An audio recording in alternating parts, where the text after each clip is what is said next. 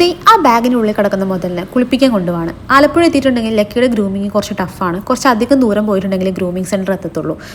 ഞങ്ങൾ അത്രയും അതിനടുത്തുള്ള സെൻറ്റേഴ്സ് വേറെ ഉണ്ടോ എന്ന് ഞങ്ങൾ അന്വേഷിച്ചിട്ട് പോലുമില്ല. കാരണം ഇവിടെ കൊണ്ടുപോകുന്ന സമയത്ത് അത്യാവശ്യം റേറ്റ് കുറവും അതുപോലെ തന്നെ നല്ല സർവീസും ആയതുകൊണ്ടാണ് നമ്മൾ അവിടേക്ക് പോകുന്നത്.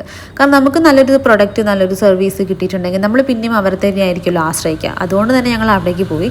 പിന്നെ ഇവളുടെ ബാഗ് നല്ല രീതിക്ക് ഒന്ന് പൊട്ടിയിട്ടുണ്ടായിരുന്നു. അപ്പം ഞങ്ങൾ അതൊന്ന് മാറ്റണം എന്ന് കുറേ ആയി പ്ലാൻ ചെയ്യുന്നു. അപ്പം അത് ഇന്ന് മാറ്റിയേക്കാമെന്ന് കരുതി. പക്ഷേ എന്താണെന്ന് വെച്ചിട്ടുണ്ടെങ്കിൽ അവളെ കുളിപ്പിക്കാൻ കൊണ്ടാക്കിയതിന് ശേഷം ഞങ്ങൾക്ക് ചെറിയ ഷോപ്പിംഗ് ഉണ്ടായിരുന്നു. ഫസ്റ്റ് ഞങ്ങൾ ഷോപ്പിംഗ് ഒക്കെ ചെയ്തു. അപ്പോഴത്തേക്ക് അവളെ കുളിപ്പിച്ച് കഴിഞ്ഞു എന്ന് പറഞ്ഞ് വിളിച്ചു. അപ്പോൾ ഞങ്ങൾ ബാഗ് എടുക്കാമെന്ന് കരുതി. പക്ഷേ ബാഗ് എടുക്കാമെന്ന് കണ്ട സമയത്ത് അവൾക്ക് അതിലിരിക്കാനുള്ള സ്പേസ് കംപ്ലീറ്റ് ഉണ്ടെന്ന് തോന്നിയില്ല. കാരണം ഞങ്ങളുടെ പല യാത്രകളിലും ലക്കി ഞങ്ങളെ പാർട്ടാണ്. അവൾക്കും കംഫർട്ടബിൾ ആയി യാത്ര ചെയ്യണം. അതുകൊണ്ടാണ് ഞങ്ങൾ ബാഗ് എടുക്കാറ്. പക്ഷേ അവൾക്ക് അതിൽ കംഫർട്ടബിൾ ആയിരിക്കില്ല എന്ന് കരുതിയത് കൊണ്ട് തന്നെ ഞങ്ങളത് മേടിച്ചില്ല.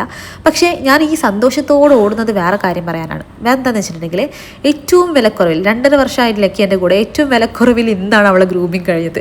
വെറും 500 രൂപയെ മേടിച്ചുള്ളവർ. എന്ത് പറ്റിയ ഒരു കണക്ക് തെറ്റിയതാണോ അതറിയില്ല, പക്ഷെ ലാഭമായി.